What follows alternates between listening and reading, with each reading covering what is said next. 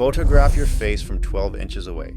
The distance you hold your phone for a selfie, and your nose looks about 30% bigger than it does from 5 feet back. Same face. Two people who look nothing alike.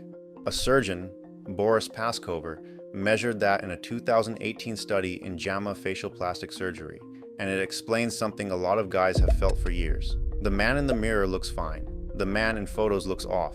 Models never have that problem, and the reason has almost nothing to do with the genetics you think you lost. So let's start with the thing nobody wants to hear, because it takes the pressure off everything else. The camera is not neutral. It is not a mirror with a memory. It is a lens, and lenses bend space. When you hold a phone at arm's length, your nose and forehead are physically closer to the glass than your ears and jaw. Closed things look bigger.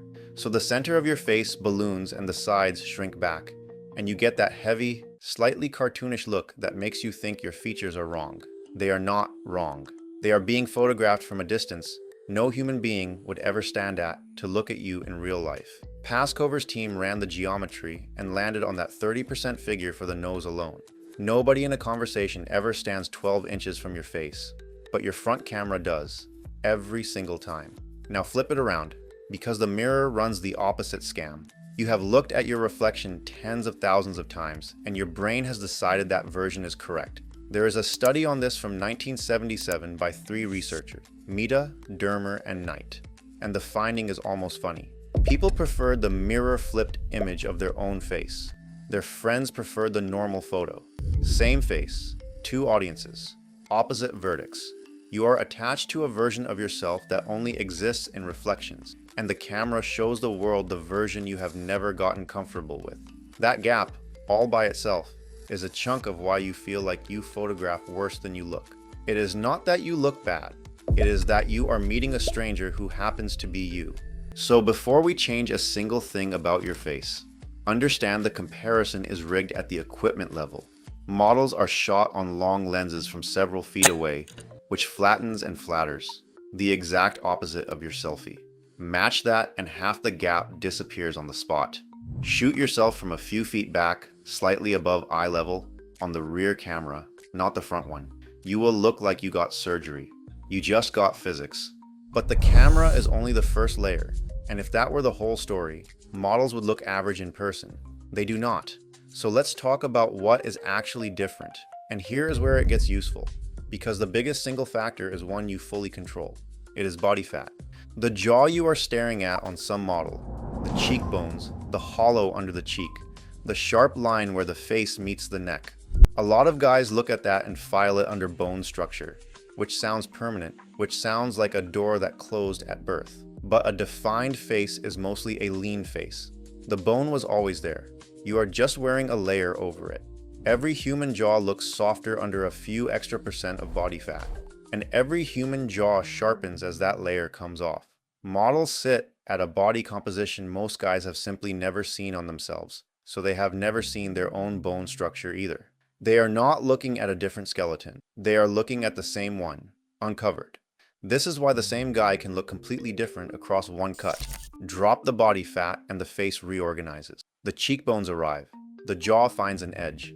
The eyes look less tired because the puffiness around them drains. People will swear you had work done.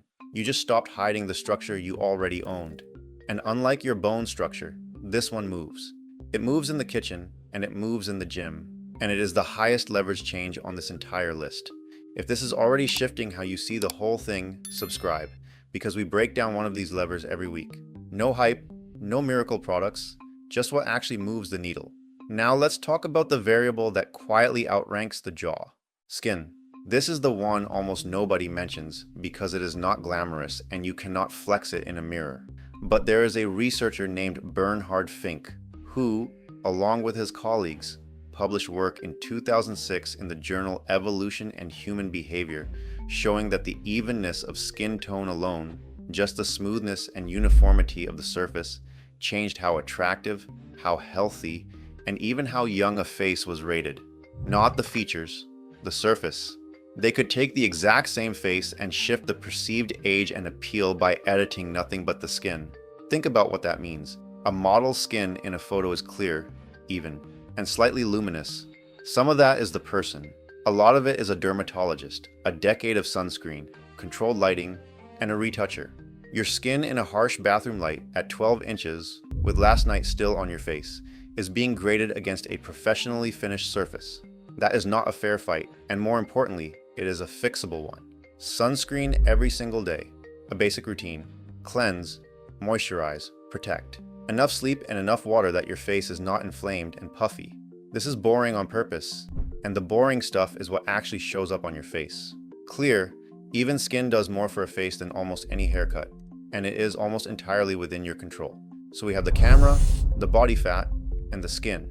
Now let's expose the comparison itself, because the photo you are jealous of is not a photograph of a person. It is the output of a small industry. When a model shows up on your screen, there was a photographer choosing a lens and a distance built to flatter. There was lighting placed deliberately, soft and angled to carve the face instead of flatten it. Harsh overhead light drops shadows into your eye sockets and under your nose and adds 10 years. Soft light from slightly above and to the side does the opposite, and studios use it because it works on everyone. There was a stylist who picked clothes that fit to the millimeter. There may have been someone on hair, someone on grooming. And after all of that, there was a retoucher cleaning the skin, balancing the tones, nudging the contrast. You are comparing your worst uncontrolled frame to another human's best professionally engineered one. When you say a model looks better than you, a lot of what you are measuring is a lighting setup and a retoucher, not a better face. Close that gap and you are not competing against a genetic god. You are competing against a good photographer and soft light, and those you can borrow. And here is the part that should genuinely free you up, because it goes against the whole premise. A lot of top fashion models are not conventionally pretty. Walk a casting for high fashion, and the faces that book are frequently the strange ones. Wide set eyes, a heavy brow, an unusual nose, a gap in the teeth, features a teenager would have been mocked for. Casting directors call it having an interesting face, and it sells clothes precisely because it is not average and forgettable. The perfect model face you are chasing is often a face that would lose a symmetry contest and win a magazine cover. There is a reason that matters, and it connects to one more study.